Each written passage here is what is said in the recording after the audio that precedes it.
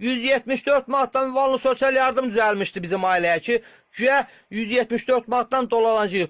Allah sənin çırağını keçsin İlham Əliyev. Allah. Ən ağladığınız gün hansı olub? En çok ağladığım gün, en pis ağladığım gün belə.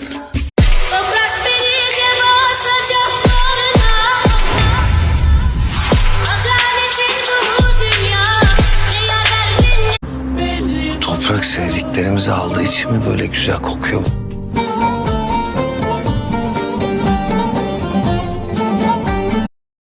Lisanına buyurur, deyir ki, qani'ətən nəfsu. Təqvalıların sifətlərini sayır, gəlir deyir, nəfsi qanidir.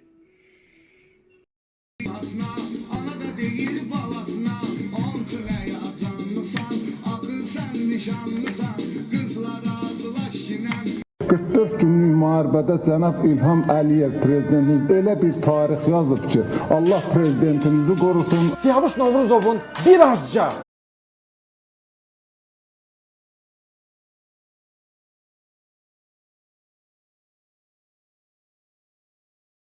Peyğəmbər də deyərdi, gördünüz ki, əli sarı əmmamədə, sarı libas geyinib və gözləri qızarıb qəzəbdən, onda Əliyə yaxın düşmüyor. Bilin ki, dünya... Emeklerim dostluktan yana ama olmuyor. Anneme sordum niçin böyle ama baktım o da ağlıyor. Kanadımı kırdılar, uçamadım anneye, savaşa soktular, koşturdum.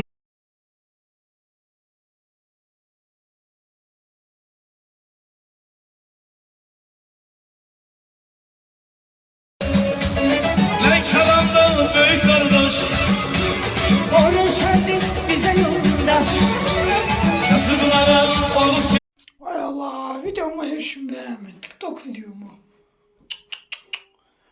Bunu kaldırsanız da bir taneydi.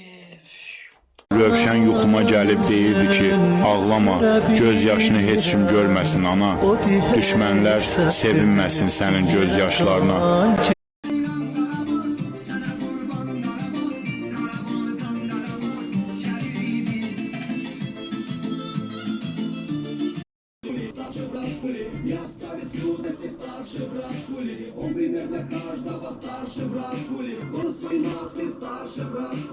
Necə bir dost ilə mən saxlamışam ahdı salam.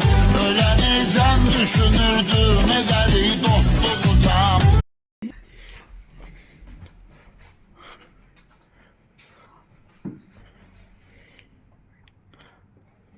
Aynı bir tane.